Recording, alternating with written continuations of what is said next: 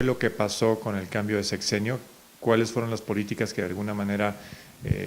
se pretendió que hubiera un cambio y cuáles son los resultados, y en la coyuntura actual, qué pasó a partir del 26 de septiembre. De alguna manera las dos preguntas van concatenadas. Uno podría pensar que los temas de repente surgieron, pero la realidad en nuestro concepto es otra. Uno, ciertamente hubo un cambio en cuanto a la parte de que el despliegue de las Fuerzas Armadas y los operativos militares ya no se estuvieran anunciando con anticipación y que no fueran materia de una divulgación mediática, como casi advirtiéndole a los delincuentes de lo que el gobierno estaba pensando en hacer, lo cual nos parece que es un acierto y ha de alguna manera generado una reducción de los niveles de violencia en algunas zonas del país. Pero esa medida que de suyo, digamos, brinda una, insisto, cierta reducción en la intensidad de la violencia, no ha repercutido en lo que son las causas de origen de por qué en nuestro país se vive ese clima de inseguridad. Y otro cambio que se hizo, con el cual entendemos que ya no se propala que estas medidas y estos temas de inseguridad sean materia de primera plana en el país, en cualquier periódico o en cualquier medio de información. El hecho de que se pasen a páginas sucesivas o a otras secciones no quiere decir que el problema desaparezca. Entonces queremos ser muy claros de que estamos de acuerdo en reducir, digamos, los operativos que exacerbaban la violencia, pero el hecho de que simplemente se cambie la mecánica de comunicación no es una fórmula para, de alguna manera, desaparecer los problemas. Simplemente se está comunicando o no se está comunicando. Nuestro problema con la estrategia es que no se ha ido a las causas verdaderas del por qué el país se volvió una zona muy violenta, una zona donde tenemos índices de impunidad y de inseguridad simplemente inaceptables. Y cierto es que nuestro querido México es un mosaico, en el sentido de que hay distintos componentes en este rompecabezas y los problemas y las cuestiones que generan esos niveles de inseguridad y de injusticia no son exactamente los mismos en el resto, en todo el país. ¿Qué pasó el 26 de septiembre? Lo que vino es que vino a catalizarse, vino a ponerse de manifiesto que justamente hay zonas en las cuales los niveles de corrupción, los niveles de complicidad, los niveles de debilidad institucional son de tal magnitud que no es de extrañarse que no solamente la ciudadanía no se vea protegida por las instituciones, particularmente las policíacas, sino que estas mismas pueden ser instrumentos que son utilizados por el medio delictivo para pues, atacarlos, para vejar, en este caso para incluso un desprecio por la vida que generó esta tragedia que hoy nos sigue enluteciendo. Lo que pasa ahí también, y eso lo hemos dicho antes, es que la tragedia de Ayotzinapa, y digamos de Iguala y de Cocula, que poco se habla de Cocula, por cierto, y es una parte importante del evento, esa tragedia se pudo haber evitado. Y sé que es fácil decir los hubieras, pero nosotros sí podemos decir que se pudo haber evitado porque ha habido señalamientos puntuales durante mucho tiempo indicando que las condiciones de inseguridad en Tamaulipas, en Michoacán, en Guerrero, en Morelos, en el Estado de México y en zonas de Veracruz son verdaderamente inaceptables y que este tipo de erupción y este tipo de excesos, insisto, en materia de violencia, en materia de desprotección a la ciudadanía, lamentablemente no son necesariamente excepciones, sino en muchas cuestiones hay regla, sino que se repiten cotidianamente. Ayotzinapa sin duda es un evento, repito, extraordinario por la cruda violencia que se puso de manifiesto, por el uso totalmente inexplicable de cuerpos de policíacos y que generó, insisto, lo que algo simplemente nos pone la piel de gallina, encontrar de lo que son capaces seres humanos en este país.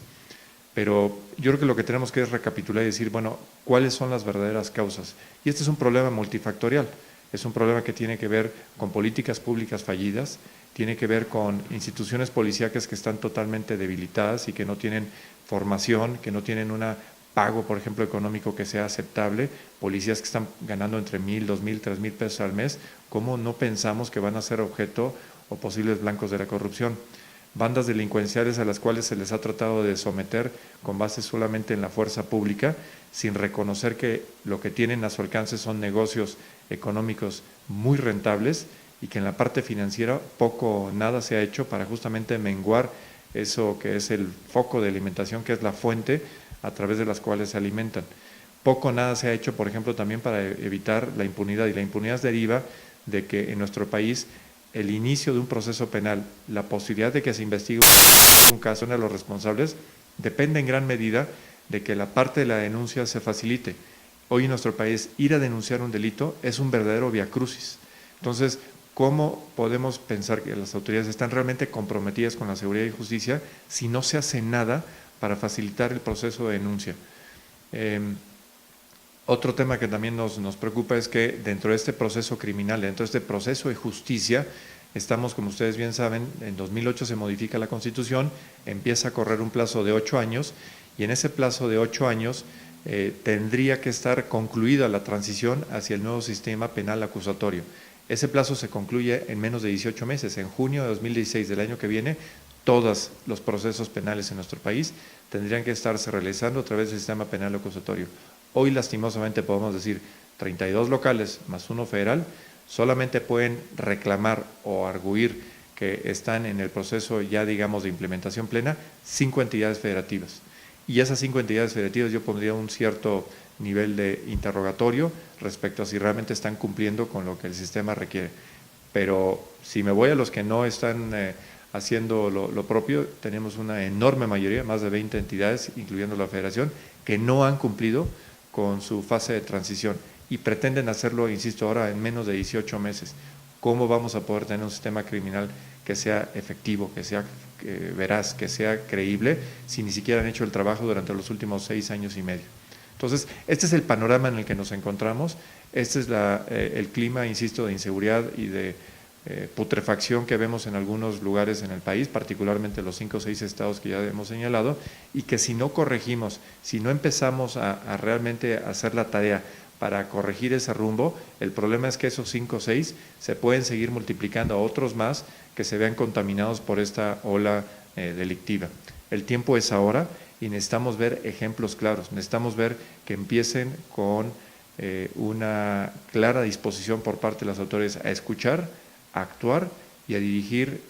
las acciones, insisto, sobre resultados que sean medibles, resultados que sean reales. Concluiría diciendo que parte del problema que tenemos hoy en día es de credibilidad. Los notorios escándalos en materia de corrupción, conflictos de interés y demás han debilitado aún más las instituciones. Entonces, las personas que tendrían que poner el ejemplo de cómo transitar a una mejor procuración de justicia, a una mejor rendición de cuentas, a una mejor transparencia de gestión, son las personas que hoy están en tela de juicio y bajo una enorme suspicacia respecto a si realmente han actuado con honorabilidad. Entonces les exigimos que